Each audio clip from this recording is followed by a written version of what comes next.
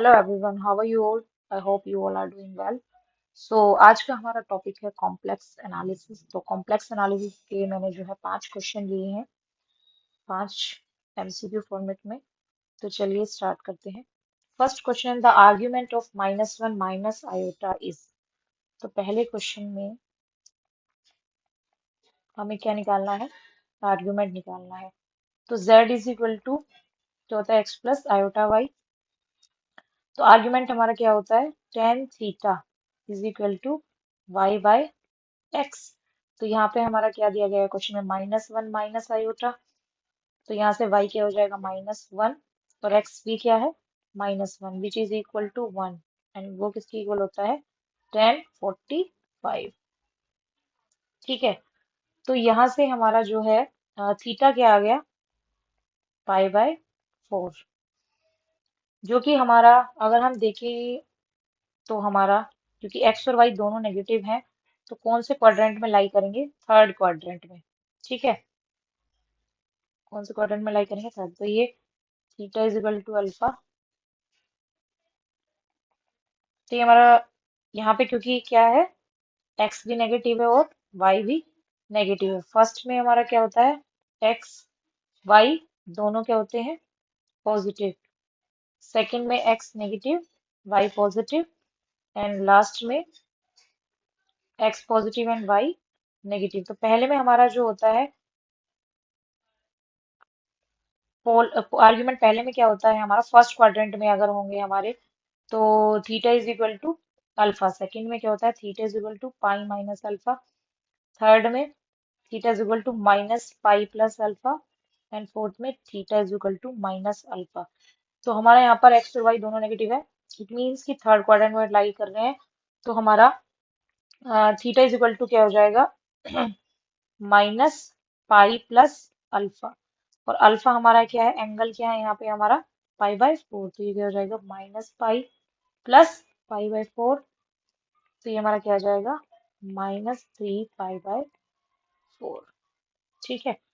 और हमारी जो पोलर फॉर्म होती है वो क्या होती है? Z is equal to r cos alpha plus iota sign.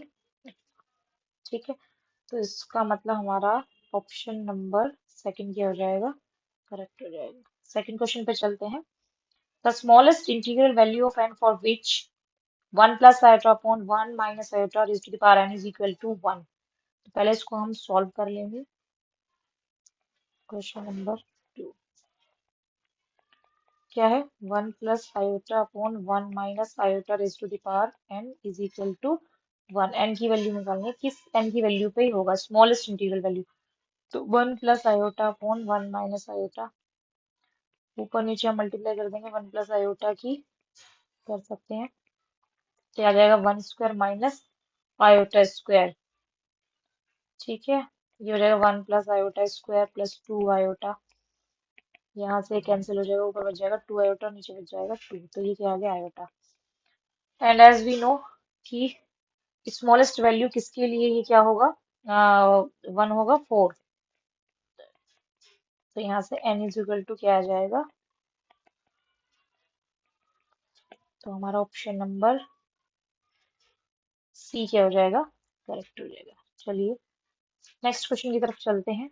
तो नेक्स्ट क्वेश्चन है, let f is from c to c be defined as f of x plus iota y is equal to 2xy plus iota x square minus y square. Then which of the following is true? So first है, f is analytic on c. Second है, f is not analytic at any point in c. Third है, f is analytic at 0 only. And D है, f is analytic at c minus excluded 0 मतलब पे है। तो इसका मतलब क्या है? पहले हमें सबसे पहले एनालिटिक चेक करना है कि कैसे चेक कर सकते हैं।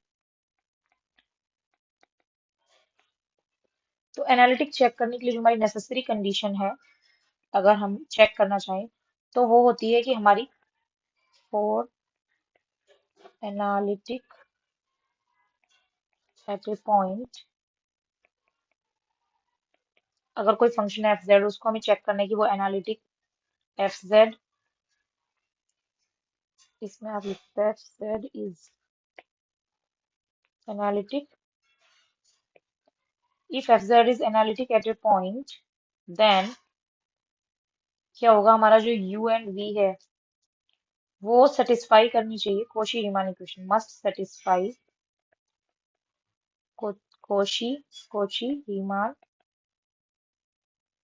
Equations at that point. तो कोशी रीमान इक्वेशंस क्या होती हैं, एफ जेड हमारा क्या है, u प्लस मान लीजिए आयोटा v। तो ये होता है ux is equal to Cauchy Riemann equation vy and uy is equal to minus vx। अगर ये सेटिस्फाई करती है इसका मतलब हमारा फंक्शन जो है उस पॉइंट पे एनालिटिक है। तो अब इसके लिए हम यही निकालेंगे। तो क्वेश्चन हमारा है f of x plus iota y is equal to 2xy plus iota x square minus y square. तो यहाँ से u क्या है, 2xy, और v क्या है, x square minus y square. तो ux क्या हो जाएगा, ux हो जाएगा 2y एंड vy क्या हो जाएगा, माइनस 2y। ऐसे ही uy निकालेंगे, minus 2x and vx minus vx क्या हो जाएगा, माइनस vx क्या हो जाएगा, माइनस 2x। तो uy इज इक्वल टू, तो vx माइनस vx है लेकिन ux is not equal to vy है, implies Cauchy equations, Cauchy Riemann equations fails everywhere except at 0 पे नहीं होगी, fails everywhere except at 0।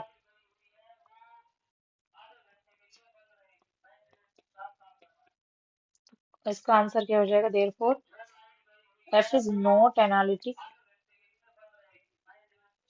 at any point in C। तो हमारा कौन सा ऑप्शन सही हो जाएगा इसके लिए, ऑप्शन नंबर सेकंड करेक्ट हो जाएगा। फोर्थ क्वेश्चन है ux y equal to x square minus y square is harmonic because. तो हार्मोनिक के लिए आपको इक्वेशन याद रखेंगे, u x x plus u y y is equal to होता है 0। तो ये डायरेक्ट आप याद कर सकते हैं। तो ऑप्शन नंबर बी हमारा करेक्ट हो जाएगा, मतलब हार्मोनिक कब होगी, अगर ये 0 के इक्वल होगा। Question number 5, f is equal to e raise to the power 1 by z has, इसमें बताना क्या होगा, removable singularity, essential singularity, simple pole, या फिर नन ऑफ दीज। तो सबसे पहले देख लेते हैं कि ये क्या क्या होता है। रिमूवेबल सिंगुलैरिटी क्या होता है, एसेंशियल सिंगुलैरिटी। तो मान लीजिए एफ जेड क्या है, एक कॉम्प्लेक्स नंबर है, कॉम्प्लेक्स फंक्शन है। रिमूवेबल सिंगुलैरिटी कब होगी, रिमूवेबल सिंगुलैरिटी कब होगी, when if limit z tends to a, f z क्या होगा, एग्जिस्ट करेगी, तो होगी रिमूवेबल सिंगुलैरिटी।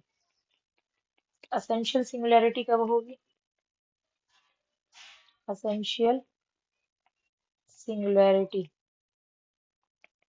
एसेंशियल सिंगुलैरिटी होगी if limit z tends to a, fz does not exist, does not exist at z is equal to a। ठीक, और pole कब होगा, pole of order m at z is equal to a if limit z tends to a, z minus a raised to the power of m, fz 0 के equal नहीं होगा and z tends to a, fz किसके equal होगा, infinity के। ठीक है, तो ये तीन चीजें मैंने आपको बता दी कॉन्सेप्ट। अब हम इससे क्वेश्चन देख सकते हैं कि क्या होगा, रिमूवेबल सिंगुलैरिटी होगी, एसेंशियल, या फिर पोल ऑफ ऑर्डर, मतलब खाली सिंपल पोल लिखा हुआ है इसमें। तो e raise to the power 1 by z है।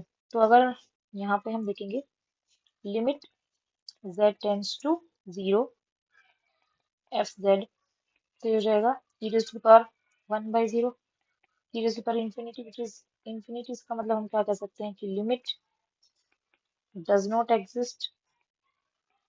तो मैंने क्या बताया था कि जब लिमिट एग्जिस्ट नहीं करेगी ऐसे, तो क्या होगी हमारी essential singularity.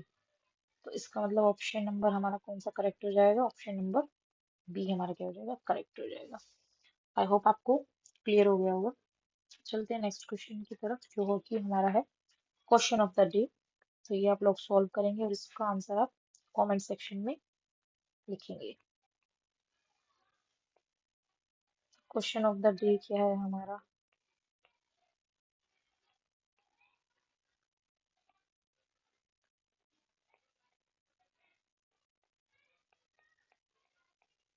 Question of the day,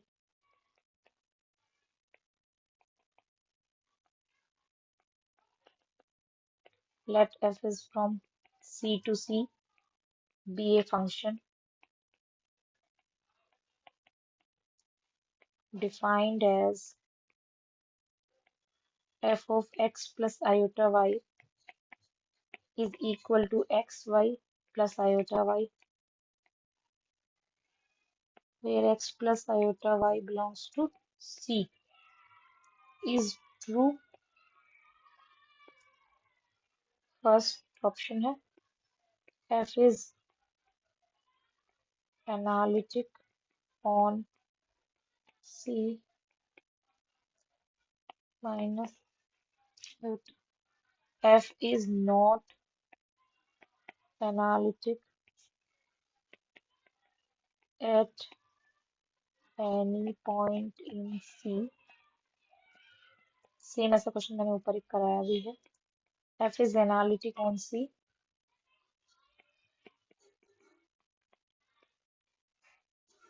and last option है f is analytic at iota only। तो जो ये आपका क्वेश्चन है, ये अभी जो पीजीटी मैथ्स के पेपर हुए हैं रिसेंट में, जुलाई में, उसमें आया हुआ है पेपर में क्वेश्चन।